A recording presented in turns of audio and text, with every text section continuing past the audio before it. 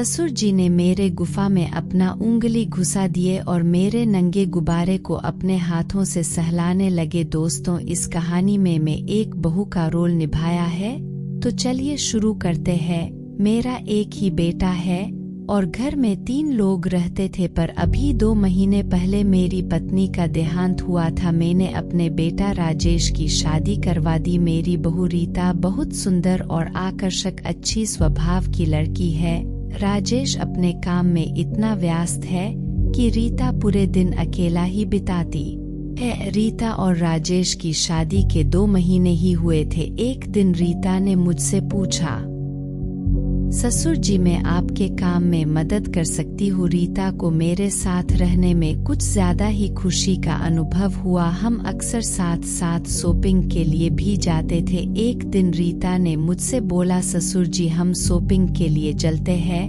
हम दोनों मॉल में गए। थोड़ा मुस्कुराते शर्माते हुए रीता ने मुझे एक नाइटी दिखाई। यह कैसी है ससुर जी? जिस तरह से रीता पूछते हुए उसने मेरी उम्र देखा, मेरा लंड खड़ा हो गया, लेकिन उसके चेहरे पर मुस्कान था। रीता की यह अदा मेरे अंदर तक हिला गई। मैंने बिना एक पल गवाए उसकी कमर पर अपना दोनों हाथ रखा और दबाते हुए कहा, इसमें तुम लाजवाब लगोगी। फिर मैंने अपना एक हाथ उसकी कमर के पीछे रखा और दूसरा हाथ कुल्हे पर रखा। जब रीता शॉपिंग से घर आ रही थी तो रास्ते में रीता बोली, ससुर जी, आप जब मेरी तरफ देखते हैं तो मुझे बहुत शर्म आती है, लेकिन अच्छा भी लगता है। रीता कहाकर चलने लगी। फिर घर आकर रीता के पास वाली कुर्सी पर बैठ गया और पूछा, रीता, क्या मैंने तुझे ज्यादा थका दिया? उसने कहा, नहीं ससुर जी, ऐसी कोई बात नहीं है, लेकिन उसके चेहरे के हाव भाव से साफ नजर आ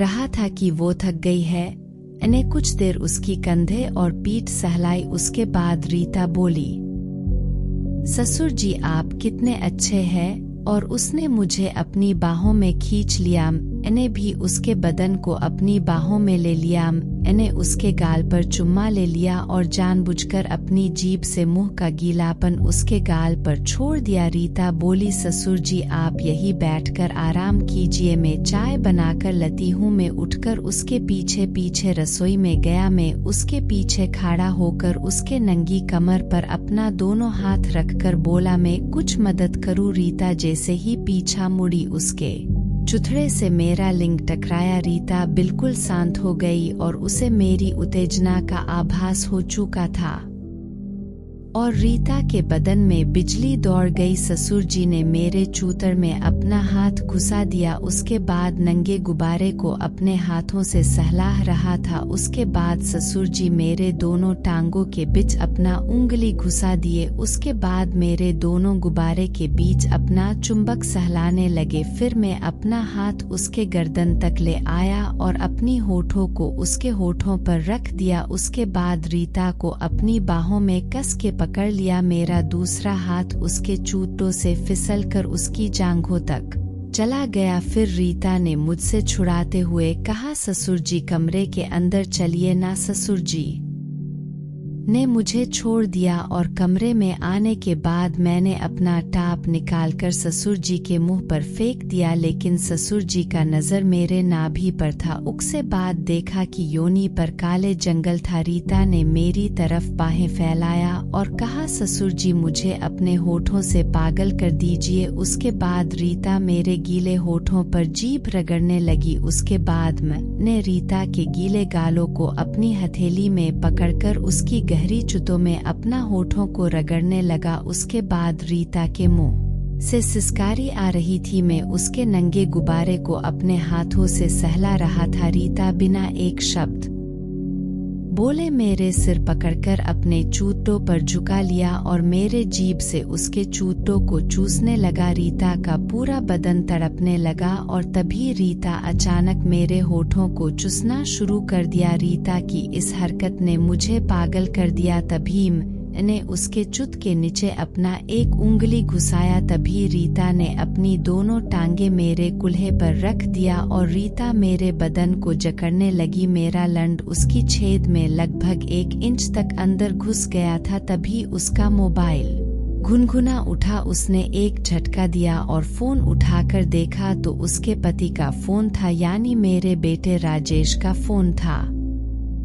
तभी राजेश फोन पर पूछा, रीता तुम हांफ क्यों रही हो? तो रीता ने बताया कि फोन की घंटी सुनकर वो भागकर आई तो मेरी संश भूल गई। फिर ससुर जी ने मन ही मन सोचने लगे, मेरी रीता बहुत चतुर है, लेकिन मेरे बेटे का फोन बहुत गलत समय पर आया था, बिल्कुल उस समय जब मैं अपनी बहू यानी रीता की योनि तक पहुंच ही रहा था। अगर मेरे बेटे का फोन 20 मिनट बाद आया होता तो मेरी रीता मेरे लंड का मजा ले रही होती और मेरे बेटे बहू से फोन पर लव यू कह रहा था। तभी मैंने रीता को झटका दिया। रीता के मुंह से चीख निकल गई। तभी राजेश पूछा, रीता क्या हुआ?